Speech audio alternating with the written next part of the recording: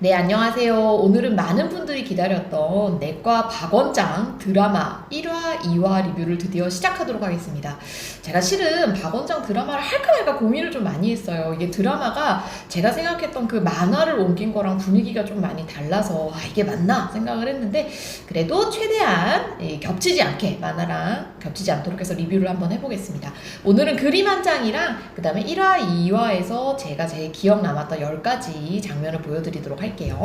자, 첫 번째 장면입니다. 우리 박 원장님이 지금 입점해 있는 건물이 나오는데요. 건물을 보통 보면 보통 병원이 들어가 있는 건물에는 병원이 한 개만 있는 게 아니라 여러 개가 같이 모여 있는 경우가 많죠. 그래서 한 병원에 몰려 있어야 아무래도 환자 모으기도 쉽고, 저는 진짜 그런지는 모르겠습니다만 건물주 입장에서는 다른 것보다는 병원이 들어오는 게 좀 더 수입 면에서 낫다고 합니다. 근데 이름을 한번 잘 보세요. 일단 저 위에서부터 저 4층에 지민지 산부인과, 우리가 보통 어떤 전문과 바로 앞에 자기 이름을 쓸 수 있다는 거는 그분은 그 과의 전문의인 것을 나타냅니다. 예를 들어서 그래서 지민지라는 선생님은 지금 산부인과 전문의라는 것을 나타내고요. 예를 들어서 이 지민지 선생님이 산부인과 전문의는 아닌데 그래도 어쨌든 의사 면허가 있으면 산부인과 진료를 볼 수 있거든요. 그럴 때는 지민지 의원 진료 과목 산부인과 이런 식으로 쓰게 됩니다. 그래서 병원 이름 앞에 원장 이름이 들어가 있으면 그 원장은 최소 거기에 전문의는 되는구나 라고 생각을 하시면 됩니다.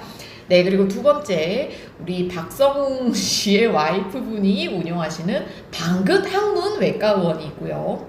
근데 원칙적으로는 이 뭔가 항문이라는 단어가 원래 병원 이름에 바로 들어가서는 안 됩니다.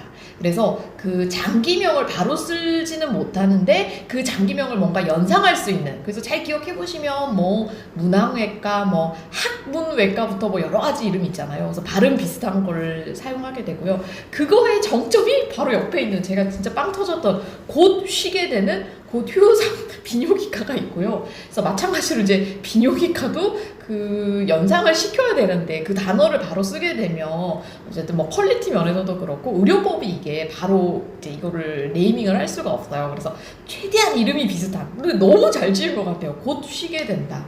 뭐 한글로 해석해도 어느 과인지 바로 알 수 있고 한자로도 되게 뭔가 좋은 뜻인 것 같아서 제일 빵 터졌던 장면입니다. 네, 첫 번째 이제 동영상 이제 나오기 시작할 건데요. 첫 번째 동영상 같은 경우는 우리 저 닥터 프렌즈에 있던 선생님들이 출연을 하셨어요. 그 중에 우창윤 선생님이 얘기하시는 부분을 보여드리도록 하겠습니다. 어렸을 때 의사가 되기 전에 생각했던 그런 이상적인 모습은 없는 것 같다는 생각을 되게 많이 한 것 같아요. 또 이게 이거 아니면 근데 또 딱히 뭐 길이 있는 건 아니고 여기에 이미 돈을 많이 쏟았어, 시간도 쏟았어, 여기서 나갈 수도 없어요. 그래서 그거를 이제 계속 하는 친구들이 있거든요. 물론 지금 그 닥터 프렌즈 우창윤 선생님 워낙 유명하신 분이니까 잘 아시겠지만 지금 아산병원 내분비내과 교수시거든요. 그래서 아마 조금 더 와닿는 것 같고, 지금 우 교수님 얘기하시는 것처럼 생각보다 의대생들이 많이 좀 위축되고 새로운 분야로 가는 거에 대해서 두려워하는 경우가 많습니다. 일단 6년간 한 과목만 거의 의학이라는 것만 배웠기 때문에 다른 거로 가는 거에 대한 본능적인 좀 두려움이 있는 것 같고요. 그래서 개인적으로는 예를 들어 뭐 의대를 졸업을 했는데 나중에 뭐 변호사로 간다든지 아니면 법조계로 간다든지 뭔가 다른 분야로 가는 분들은 정말 대단하다고 생각하고 존경합니다. 그리고 이거는 개인적 칭찬인데요. 제가 예전에 이제 학회 일 때문에 저희 우창윤 교수님이랑 통화를 한번 한 적이 있어요. 그래서 저는 되게 유명하신 분이어서 엄청 막 떨고 연예인 대하듯이 하면서 받았는데 정말 너무 친절하시고 정말 세상 다정하고 똑똑하시고 잘생기시고 정말 부족한 게 없는 정말 완벽한 사람이라는 느낌을 받았습니다. 그래서 개인적으로 우창현 선생님은 제가 아주 잘 알지는 못하지만 꼭 더 잘 되셨으면 하는 분이라서요. 이번에 드라마 나온 거 특히 더 반가웠습니다. 네, 이번에는 두 번째 동영상 보도록 할게요. 저는 사실 페이닥터를 한 경험이 있는데 그 병원이 이제 365일 하는 병원이었어요. 거기서 원장님이 어떻게 이제 진료하시는지 옆에서 보니까 어떻게 저한테 이제 진료를 맡기고 검진을 받았는데 뭐가 나왔어요. 그래서 이제 수술을 받아야 돼요. 3일인가 쉬는데 365일 진료한다고 하고 3일을 쉬니까 이제 막 컴플레인 하시는 분도 계시고 나는 그냥 못하겠다. 드디어 네, 여러분, 저 얼마 전에 아팠을 때 거의 못 쉬었다고 이제 얘기 드렸죠. 이게 뭐 제가 특별히 책임감이 강해서 그렇다기보다는 의사 생활 삶이 어쩔 수가 없는 것 같아요. 왜냐하면 이제 내가 누군가 아픈 사람을 진료를 해야 되는데 그게 보통 하루에 몇십 명 정도가 되고, 따라서 한 명이 아프게 되면 여파가 너무너무 커집니다. 그리고 당장 그 환자분들도 아픈 상태라서 하루 이틀 늦어지는 거에 대해서 좀 예민하실 때가 많거든요. 그래서 참 얼마 전에 겪은 일이라서 좀 더 씁쓸하기도 했고요. 참고로 제가 인턴 때 한번 맹장염이 온 적이 있어요. 급성 맹장염. 그래서 수술을 했는데, 인턴 때는 한 명이 쉬게 되면 이제 도미노처럼 다른 사람들한테 로딩이 그게 다 가게 되고, 이미 극한의 로딩을 경험을 하고 있는 상태라서 한 명만 로딩이 조금 더 오게 되면 와장창 무너지는 시스템이거든요. 그때 그래서 수술하고 4일 쉬었나? 3일 만에 아무튼 나와서 당직 쓰기 시작하고, 그때도 당직 서면서 너무 배 아파서 막 몰핀 맞으면서 인턴 잡을 했던 기억이 납니다. 네, 아무튼 여러분, 그래서 삶의 질을 추구하시는 분이라면 절대 의대 오시면 안 돼요. 뭔가 본인 거를 좀 희생을 할 수 있고 내려놓을 수 있는 분이어야지, 너무 똑똑하고 내 삶의 질은 하나도 뺏기고 싶지 않은 분은 의대 오시면 안 됩니다. 네, 다음 세 번째 동영상 보여드리도록 하겠습니다.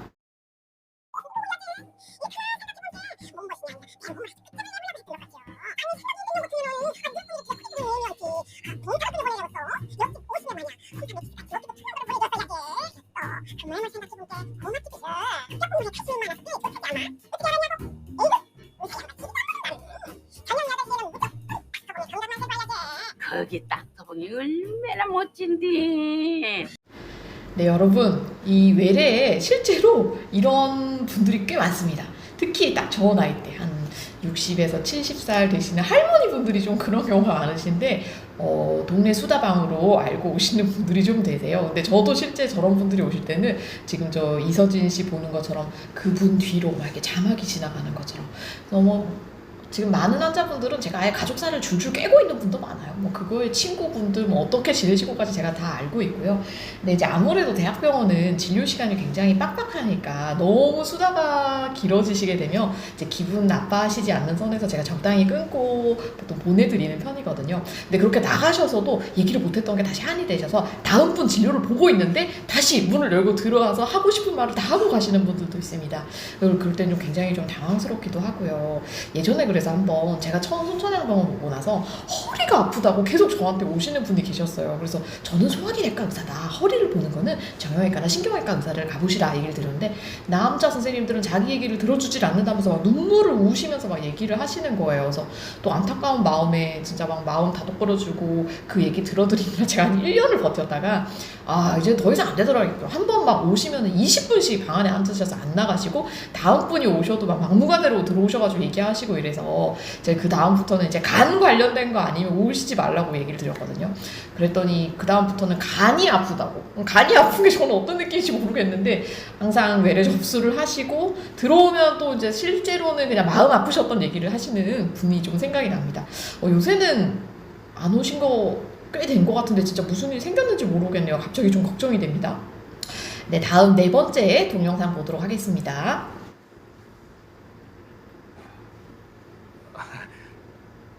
어디가 불편해서 오셨어요?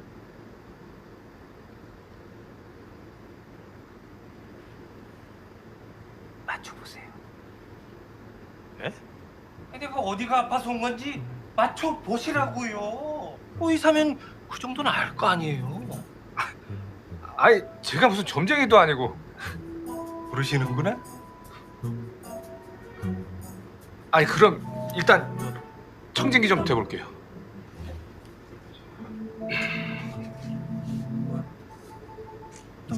제가 앞서서 그 수다 떠시는 분들은 이제 60대 할머니들이 좀 많다고 드렸잖아요. 근데 지금 이런 케이스는 50대나 60대 아저씨분들이 꽤 이런 분들이 많습니다. 저는 이분들 심리를 잘 이해를 못 하겠는데요. 항상 이제 어떤 식이냐면은, 뭔가 2차 병원에서 진료 의뢰서를 이제 상급병원 진료를 원한다고 그 의뢰서를 갖고 오세요. 근데 아마 본인이 어디 불편한지 제대로 얘기를 안 하시는 것 같아요. 그래서 딱 진료서를 받았는데 적힌 내용이 없습니다. 그냥 환자 본인이 상급병원 진료 원하셔서 의뢰서 드립니다, 이렇게만 적혀 있어요. 그래서 어디 아파서 오셨어요? 이렇게 처음에 반갑게 제가 보통 얘기 드리면 어디가 불편하고 얘기를 해주셔야 되잖아요. 근데 항상 자세가 이렇게 딱 젖히고 앉아서 적혀 있잖아요. 화를 내시는 거예요. 그래서 저는 왜 이게 초면에 이렇게 화를 내시는지도 모르겠고, 그래서 물론 좀 선생님이 적어놓긴 했지만 그래도 제가 다시 들어야 조금 더 감별 진단이나 이런 게 쉬워서요. 어디가 불편하세요? 근데 몰라요. 그냥 몸 불편해요. 막 이런 식으로 싸우시는 분위기로 오는 분들이 많으시고요.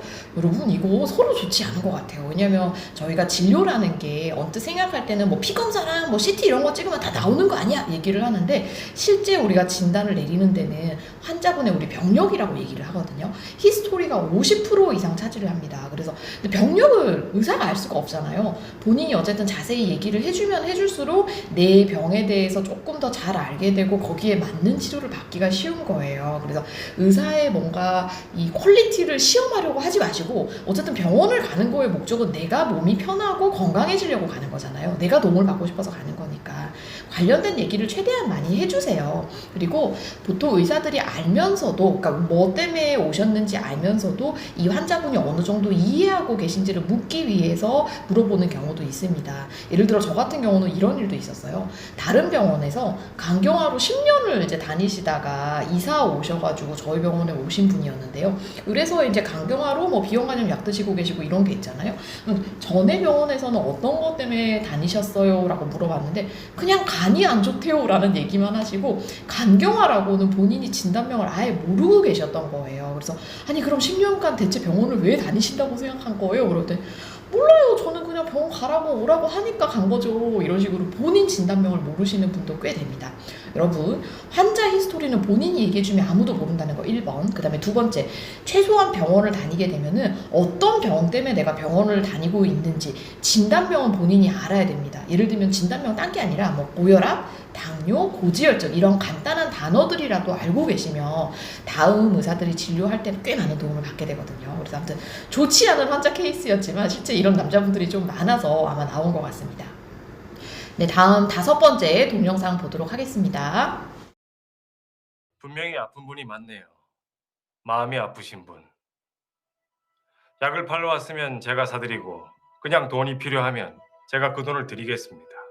대신 지금은 아픈 환자분을 1초라도 빨리 진료해야 하기에 이제 그만 나가주시기 바랍니다. 멋지다. 이게 바로 짬에서 나오는 파이브구나. 이런 분이라면 당연히 잘 돼야지. 괜히 나 따위가 진료하는 것보단 100배 1000배 낫겠어. 네, 여러분 제가 뒷부분은 지금 이제 잘려서 얘기를 못 드렸는데요. 아까 그 막 제끼고 내 병 맞춰보라던 그 진상 환자가 실은 같은 동네에 있는 다른 병원 의사였던 거예요. 그래서 아마 시험하려고 가셨던 것 같고요. 근데 저는 이걸 보면서 의사라는 직업이 굉장히 말하는 게 엄청 중요한 직업이구나라는 생각을 꽤 많이 합니다. 뭐 환자를 안 보는 과면 상관이 없는데 최소 환자를 보는 과면은 제 생각에 의대 시절에 좀 이렇게 면담하는 거라든지 아니면 일반 사람들한테 사회생활을 어떻게 하고 말을 하는 거에 대한 기술을 조금 더 배워야 하지 않나 라는 생각을 많이 해요. 사실은 어떤 똑같은 A라는 팩트를 전달을 할 때도 어떤 방식으로 전달이 되느냐에 따라서 듣는 환자 입장에서는 되게 많이 다를 수가 있거든요. 그래서 어렸을 때는 사실 실력만 좋으면 의사지 않은가 생각을 했는데 실력만큼 중요한 게 이 말하기 기술이라는 걸 요새는 많이 깨닫고 있고요. 그래서 얼마 전에 책도 하나 사서 읽었습니다. 저희 이제 은사님이시기도 한 분당 서울대병원의 정숙현 교수님께서 의사의 말하기와 듣기라는 책을 한번 내셨더라고요. 그래서 교수님이 이제 굉장히 연세 좀 많으신데 그간 겪으셨던 이야기들을 막 과감 없이 녹여내리셨는데 많이 동감을 했습니다. 혹시 제 유튜브 보시는 의대생들 있으면 그런 의사의 말하기와 듣기 이런 관련 분야는 꼭 공부를 하세요. 절대 손해보지 않고 결국 본인도 편하고 본인한테 진료를 보는 환자의 마음도 다독거려주는 좋은 기술들이 많이 있습니다. 네, 다음 동영상 보도록 할게요. 이거는 이제 만화에 아마 나왔던 거라서 아시는 분들 많을 거라고 생각을 합니다. 이거 좀 부담스러운데. 가뜩이나 먹는 건데 할 수 있을까?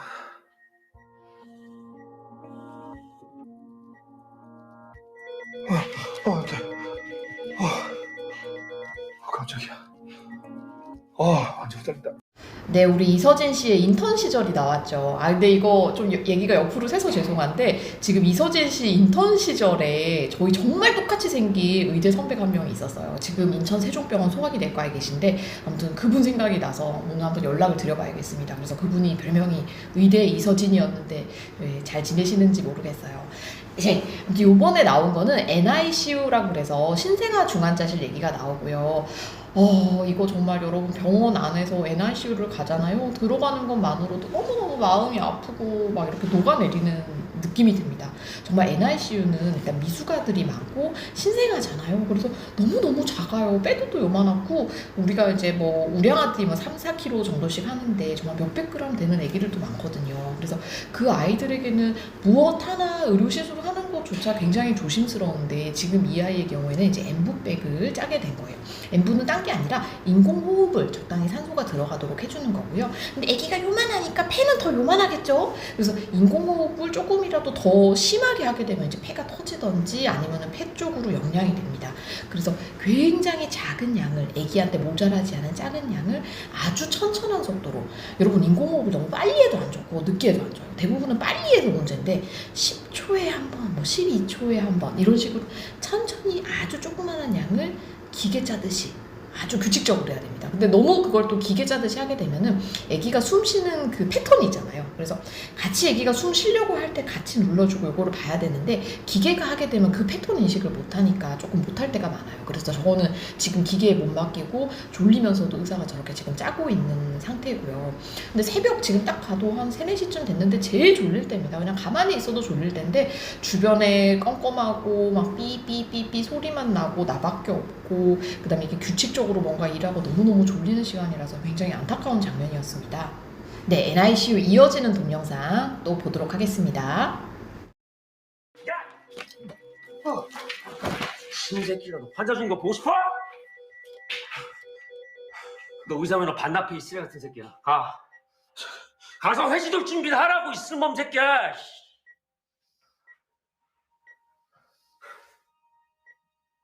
아가야 미안. 못난 내가 봐줘서 미안.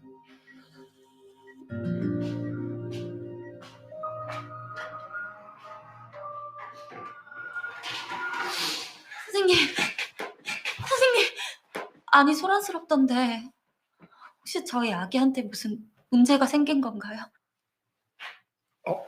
아니야, 그게 선생님 저희 아기 괜찮은 거죠? 네? 괜찮은 거죠? 네, 괜찮습니다.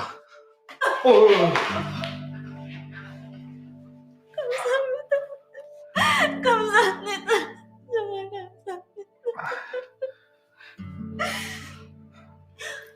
제가 뭐라도 좀 드려야 되는데 아닙니다. 아니에요. 이거를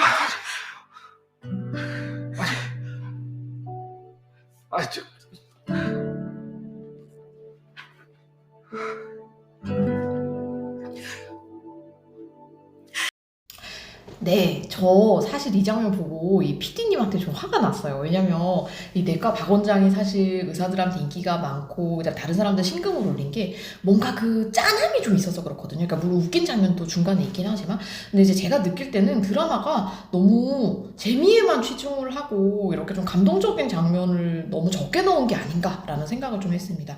근데 이 장면이 거의 1화에서 제일 감동적인 장면인데 너무 잘 만든 거예요. 그러니까 이 PD님은 이럴 능력이 있는데 어쨌든 컨셉이나 방향 자체를 너무 좀 가볍게 간 게 아닌가 하는 굉장히 안타까움이 들고 근데 문제는 웃기려고 만든 장면들이 별로 안 웃겼어요 저는. 그래서 막 신세계 패러디 한다든지 여기 막 기생충 패러디 한다든지 이런 내용이 나왔는데 저는 사실 웃기지는 않았습니다. 아무튼 그리고 여기 또 나오는 분들이 한 분 한 분 굉장히 연기 잘하시는 분들이잖아요. 이서진 씨도 그렇고 라미란 씨도 그렇고 거의 뭐 연기의 신들을 모아놓고 뭔가 재료는 좋은데 너무 못 쓴 게 아닌가라는 생각을 좀 했고요. 일단 이건 드라마에 대한 그냥 저의 컴플레인입니다. 네, 그래서 이 장면은 제가 보면서 느낀 게 의사 직업이 힘든 게 뭐 그러니까 위에서 혼나는 것도 물론 힘든데 자책이 너무 많이 돼요. 이게 또 앞장면에서 보셨겠지만 애기가 요만하잖아요. 근데 물론 내가 졸기는 했고 그랬지만 내가 잘못한 게 지금 저 윗사람한테 혼나는 것보다는 내가 정말 쓰레기여서 이 조그마한 애기한테 뭔가 위해를 끼친 거 아닌가라는 그 죄책감이 훨씬 더 본인을 힘들게 만듭니다. 그래서 저도 물론 좀 실수하고 위에서 이제 혼날 때가 꽤 많았는데요. 저도 항상 느꼈던 게 위에서 혼난 거는 그렇게까지 신경 안 써요. 그냥 어차피 내가 잘못한 거고 혼나야 되니까. 근데 뭔가 나 때문에 남한테 위해를 준 게 아닌가. 우리가 보통 의학의 첫 번째 원칙이 이거 히포크라테스가 한 얘기라고 하는데 두노함이거든요. 그러니까 적어도 이득은 못 줄 망정 그 환자한테 뭔가 해를 주면 안 된다가 1번 원칙인데 나는 그 1번 원칙도 못 지키는 의사가 아닌가라는 자책감 때문에 정말 밤에 맨날 이불킥하고 그랬던 생각이 납니다. 그래서 의사 직업이 조금 스트레스였던 것 같고요. 하지만 이제 제가 전에 이제 동영상들에서는 바이탈과가 되게 힘들다는 얘기를 많이 했는데 이제는 좀 좋은 얘기를 많이 드리도록 할게요. 결국 사람을 웃게 만드는 것도 사람이고 사람을 울게 만드는 것도 사람이거든요. 바이탈과는 힘들기도 이만큼 힘든데 기쁠 때는 또 이만큼 기쁩니다. 예를 들어서 지금 이제 아기가 어쨌든 내가 살짝 실수는 했지만 나 때문에 조금 생명을 이제 유지를 하고 있고 보호자분들이 그거에 대해서 너무너무 고맙다는 얘기를 표현하고 할 때 그 뭐랄까 내가 뭔가 그래도 열심히 해야 되겠다라는 뿌듯한 마음이라든지 앞으로 조금 더 노력해야지 더 아기가 잘 됐으면 이런 감정은 다른 직업에서는 그렇게까지 극적인 감정을 좀 느끼지 못할까 싶어요. 그래서 물론 이렇게 10번 좋은 일들이 있을 때 한 번 나쁜 일이 있으면 그 한 번 나쁜 일이 더 이렇게 뇌리에 크게 박혀서 좀 문제가 되기는 합니다만 실제로는 이런 식으로 좀 감동 주고 그 다음에 우리한테 더 힘을 주는 환자분들이 많거든요. 항상 그 점을 잊지 말아야 되겠습니다. 네, 다음 8번째 동영상 보도록 할게요. 정수기를 뺄까요? 아니 커피를? 그럼 물도 덜 마실 거 아니야. 박 원장아, 이깟 커피 얼마나 한다고 커피를 줄이냐? 차라리 손님 늘 생각을 해야지. 커피는 병원의 기본 중에 기본이야. 커피가요? 설렁탕집 맛집이 깍두기가 맛있어야 하는 것처럼 병원은 커피가 맛있어야 되는 거거든. 그럼 대체 고정비를 어디서 줄여요? 난 예약이 있어서 이만 가본다. 너무 고민하지 마. 머리 빠진다. 제 머리가 왜 빠져요? 이렇게 풍성한데 이렇게. 탈모 초기 증상가 맞네 제가. 약간 손님이 개를 데려와서 그런가? 아니 잠깐. 보자 하니까. 대머리가 뭐 그렇게 화낼 일이야? 억울하잖아요. 아무튼 나 가본다. 고민 뭐 잘해보시오. 네, 내과 박원장 드라마의 두 번째 문제는 이거 그냥 제 생각인데요. 이 김광규 씨가 나왔으면 안 됐습니다. 왜냐면 김광규 씨가 싱크로율이 너무 높아요. 그래서 사실 드라마 하기 전부터 김광규 씨가 되게 이 뭔가 유력한 내과 박원장의 롤모델로 저희가 생각을 했었거든요. 근데 너무 닮은 사람이 나오니까 시선이 오히려 이서진 씨보다 김광규 씨한테 자꾸 많이 가는 거예요. 지금도 보면은 저희 생각하는 내과 박원장 실제 그림 만화체랑 너무 싱크로율이 높습니다. 살짝 저기서 김광규 씨가 조금만 더 배가 나오면 되는데요. 뭔가 약간 후덕한 느낌의 그 머리가 적당히 빠진 막 이런 느낌의 근데 김광규 씨가 나와서 자꾸 좀 헷갈려요. 네, 이 이서진 씨가 박원장이 아니라 여기가 박원장이 아닌가. 그리고 여기 그 방긋 항문외과에 나오는 그 여자 선생님 있잖아요. 제가 정말 좋아하는 여자 배우분인데 이분이 여러분 드라마 미생 보셨어요? 거기서 선차장이라고 굉장히 똑 부러지는 여성 그 부장으로 나왔던 분이고요. 이분의 남편이 박성호 씨입니다. 그래서 그 첫 번째 왜 박성호 씨 누구냐면 그 신세계 딱 죽기 좋은 날이네 했던 분 있잖아요. 그분이 여기 드라마 1화에 나왔던 게 아마 와이프분이 여기 지금 출연해서 그런 게 아닌가라는 생각합니다. 아무튼 정말 좋은 배우들을 많이 모아놓은 드라마인데 생각만큼 아웃컴이 좀 좋지가 않아서 너무 안타깝네요. 네, 다음에 9번째 동영상 보도록 할게요.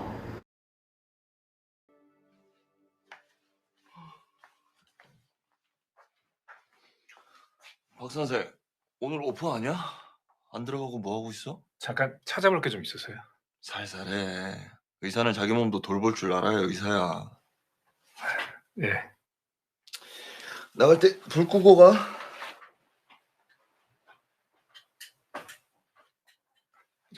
선배님. 응? 저 혹시 804호 오나영 환자 사이클로포스 파마에도 투약했었나요?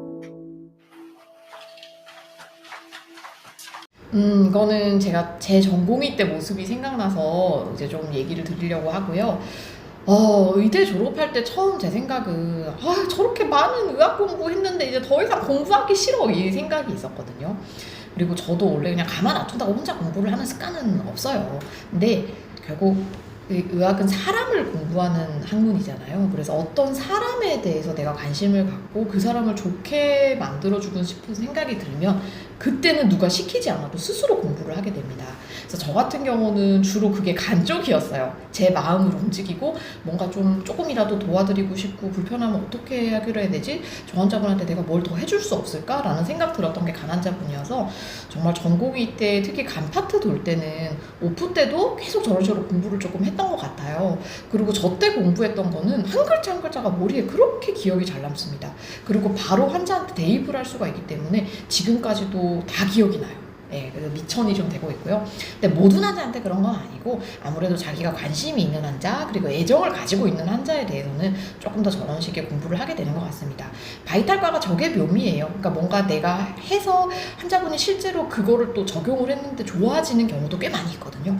그럴 땐 세상 기쁩니다. 내가 아픈 거가 나았던 것보다 내가 누군가를 도와서 그 사람이 좋아졌을 때 느낄 수 있는 희열은 정말 상상을 초월할 만큼 좋습니다. 그래서 계속 오늘 거듭 얘기 드리지만 바이탈과가 힘든 것도 많지만 그만큼 또 좋은 점도 많은 과이기는 합니다. 네, 다음은 마지막 동영상 보도록 하겠습니다. 나영 씨는 당시에 고비는 넘겼지만 결국 아무리 이겨내지 못하고 한 달 중 사망했다. 그는 내게 꿈이었고 그 미소는 꽃이 되어 우리들의 일기장에 아름답게 물이 된다. 여러분 그 만화에 나왔던 그 일화 기억나시죠? 그 혈액내과 병동에 혈액종양 병으로 이제 입원해 있던 말기 여자 환자인데 그때 왜 떡볶이 먹고 배 아팠던 여자 환자분 있잖아요. 그분 이제 마지막 돌아가실 때 장면인데 사실 이 장면을 집어넣은 거는 여러분 혹시라도 기회가 되신다면 심폐소생술 CPR하는 법은 꼭 배워두시는 거를 정말 강력하게 추천을 드립니다. 내가 누군가를 몇 분의 노력으로 살릴 수 있는 몇 안 되는 기술 중에 하나거든요. 근데 심폐소생술을 제대로 배워야 효과적인 게 지금 저 이서진 씨가 하는 자세가 굉장히 FM스러워서 꼭 보셨으면 해서 제가 지금은 넣어놓은 거고요. 일단은 심폐소생술은 우리가 심장을 마사지를 해야 되는 거라서 심장에 우리 보통 중앙에서 약간 왼쪽으로 치우쳐져 있던지 그래서 갈비뼈 중앙쯤을 거의 누른다고 생각하시면 맞을 거예요. 그렇게 누르는데 당연히 세게 눌러야 되잖아요. 그러면 등 아랫부분에 예를 들어 푹신한 게 있으면 그 힘이 전달이 심장으로 잘 안 되겠죠. 그래서 심폐소생술을 하실 때는 반드시 딱딱한 공간에 눕혀놓고 해야 됩니다. 예를 들면 침대, 그럼 매트릭스에서 하게 되면은 내가 누르는 힘이 심장으로 전달이 안 되고 다 이제 매트릭스로 분산이 되기 때문에 효과적인 심폐소생술이 될 수가 없고요. 그리고 지금 보는 것처럼 예를 들어서 침대에서 환자가 쓰러져 있다. 그럴 땐 침대 위로 올라가서 바로 수직으로 내려 꽂아야 벡터상으로 제일 효과적인 힘이 되게 돼요. 그러니까 사선으로 이렇게 하게 되면 힘이 분산이 돼서 여러분 고등학교 때 배웠던 거 생각하시면은 내가 힘을 10을 줘도 안쪽으로는 10까지 못 가거든요. 그런데 수직으로 하게 되면 힘을 주는 10만큼이 그대로 되기 때문에 쓸 수 있고 지금 여기는 이제 실제 배우한테 심폐소생술을 하는 거라 이서진 씨가 좀 천천히 그리고 약하게 누르고 있는데 자세는 저거랑 똑같이 하시고 저거에서 비트를 조금 더 높이시고 1분에 100회니까 굉장히 빠릅니다. 그리고 조금 더 세게 우리가 가슴에 3분의 1 이상 눌릴 정도로 하는 거가 원칙적입니다. 그래서 이건 사실 일반인 누구라도 할 수 있고요. 꼭 배워두시면 사랑하는 누군가를 살릴 수 있는 길이 될 수가 있습니다. 네, 오늘 이렇게 내과 박원장 1화, 2화 저희가 리뷰를 좀 해봤고요. 아무튼 제 관점에서 좀 관심 있는 거 넣었는데 일반적으로 다른 리뷰들에서 하는 뭐 패러디 이런 건 저는 사실 관심 없어서 안 넣었습니다. 나중에 제 눈에 관심 있는 거 있으면 또 소개를 좀 시켜드리도록 할게요. 여러분 행복한 하루 되시고 오늘도 또 건강한 하루 되시기 바랍니다.